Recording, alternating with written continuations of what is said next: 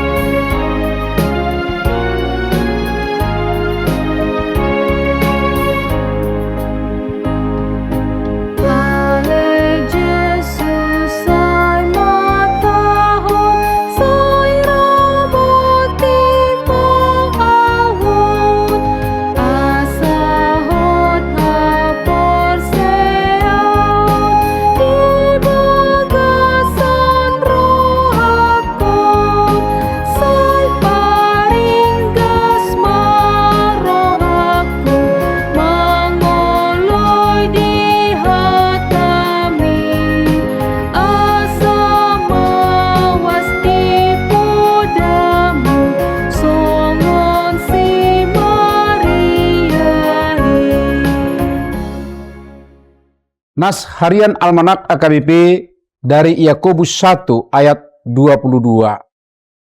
Tetapi hendaklah kamu menjadi pelaku firman dan bukan hanya pendengar saja, sebab jika demikian kamu menipu diri sendiri. Tidak menipu sendiri dengan mendengar dan melakukan. Pada masa reminiscere seminggu ini, firman dari Yakobus 1 ayat 22 menegur kita dengan lembut, tetapi sangat tajam. Janganlah kita menipu diri sendiri. Mendengar firman tanpa melakukannya, ibarat melihat wajah di cermin, lalu segera melupakannya. Di tengah hiruk pikuk kehidupan modern, banyak orang puas menjadi pendengar saja, tetapi enggan menjadi pelaku. Padahal ketaatan kecil setiap hari adalah tanda iman yang hidup. Hari ini Tuhan memanggil kita untuk melangkah lebih jauh dari sekadar mengetahui. Biarlah firman itu turun dan pikiran ke hati, lalu mengalir menjadi tindakan nyata.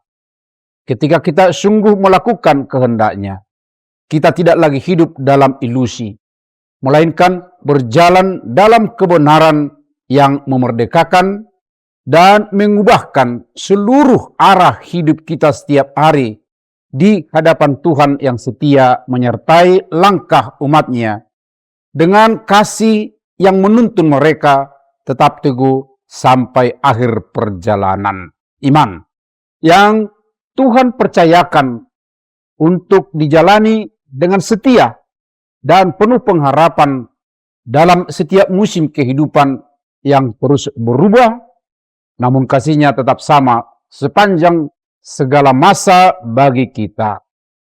Amin. Marilah kita berdoa.